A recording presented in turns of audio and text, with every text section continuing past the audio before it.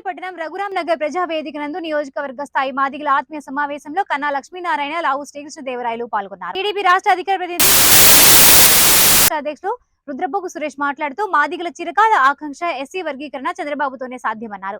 YCP రద్దు చేసిన 27 సంక్షేమ పథకాలు తిరిగి మరలా ప్రవేశపెడతామని, మాదిగల ఎజెండా ఒకటేనని, తెలుగుదేశం ప్రభుత్వం అధికారంలోకి రావడమే వైసీపీని ఓడిద్దాం, అమరావతి నిర్మిద్దాం, మాదిగల పంతం, జగన్ అంతం, మాదిగల ఆత్మీయ సమావేశ సభను విజయవంతం చేసి చూపిస్తాం.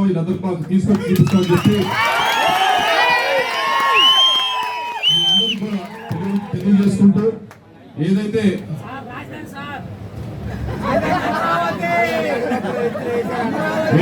మీరు చెప్పారో ఇందాక నుంచి ఈ 20 స్కీమ్స్ కూడా ప్రారంభిస్తామని తెలియజేసుకుంటూ 100% 100% తెలుగుదేశం పార్టీ గంగా భవాని అనేటువంటి అధికారిని ఇచ్చేసింది.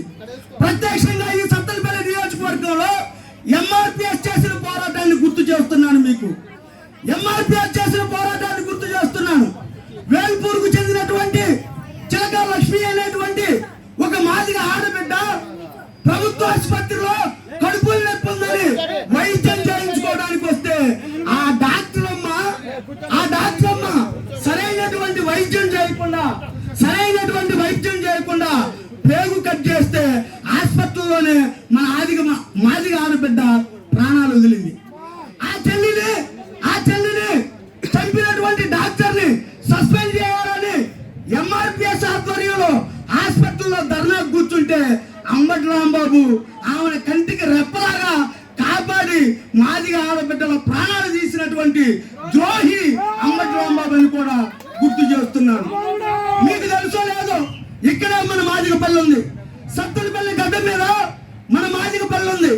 మందా సురేష్ ఒక దగ్గర పొలం ఉంటే ఆ సురేష్ పొలాన్ని కూడా ఆయన అనుచర వర్గానికి కబ్జా చేయడం కోసం పెడితే అరెకరం పొలం చుట్టూ ఎంఆర్పీఎస్ జెండాలు పెట్టి మున్సిపాలిటీ ఆఫీసును ముట్టనిద్దాం బిడ్డ ఖబర్దార్ అంబటి రాంబాబు నిన్ను సత్తెనపల్లిలో కూడా తిరగలేమని ధర్నాకు వస్తే వెనక తగ్గిన చరిత్ర ఉంది.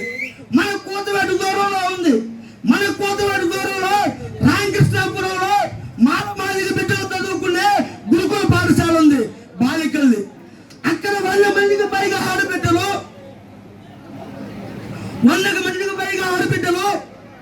అస్వస్థతకు గురయ్యి ఫుడ్ పాయిజన్ అవడం మూలంగా హాస్పిటల్లో చేరితే కనీసం మన ఓట్లతోటి మన భిక్షతోటి గెలిచినటువంటి రాంబాబు మన చిన్న బిడ్డలను పరామర్శించడానికి ఒక్క 5 నిమిషాల సమయం కూడా కేటాయించినటువంటి ద్రోహాన్ని కూడా నేను ఈ సందర్భంగా గుర్తు చేస్తున్నా.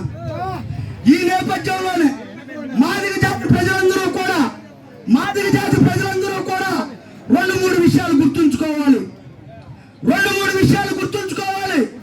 భారతదేశ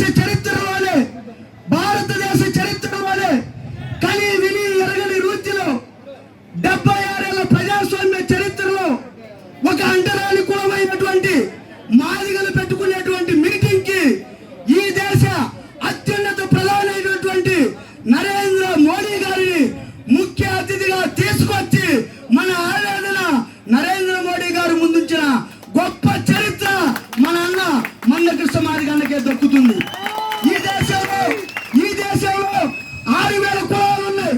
ప్రతి కులానికి ఒక కుల సంఘం ఉంది. ఆ కుల సంఘాలు వాళ్ళ కుల హక్కుల కోసం, వాళ్ళ కుల అభివృద్ధుల కోసం పోరాటాలు చేస్తున్నాయి. ఆ సంఘాలన్నీ కూడా సంవత్సరానికో 2 సంవత్సరాలకో కూలిపోయి గుజరాత్ లో పటేళ్ల ఉద్యమం పుట్టింది, ఇప్పుడు కనపట్టలేదు. జాట్ల ఉద్యమం పుట్టింది, ఇప్పుడు కనపట్టలేదు. కాపుల ఉద్యమం పుట్టింది, ఇప్పుడు కనపట్టలేదు.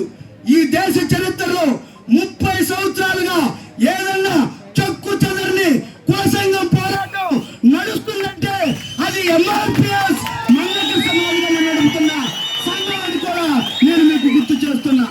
ఈ నేపథ్యంలోనే మన అన్న మాదిగల మహాత్ముడు మందకృష్ణ మాదిగలకి ఏనాడో రాజకీయ పదవులు వచ్చినాయి. ఎంపీలు అయితే నేను నా కుటుంబం బాగుపడిద్ది, లేదా నా చుట్టూ ఉన్న 10 మంది బాగుపడతారు. ఎంపీ అనే 2 అక్షరాల కంటే ఏబిసిడి అనే 4 అక్షరాలు అయితే నా కులం బాగుపడిద్దని మందకృష్ణ మాదిగన్న ఇప్పటి వరకు ఏ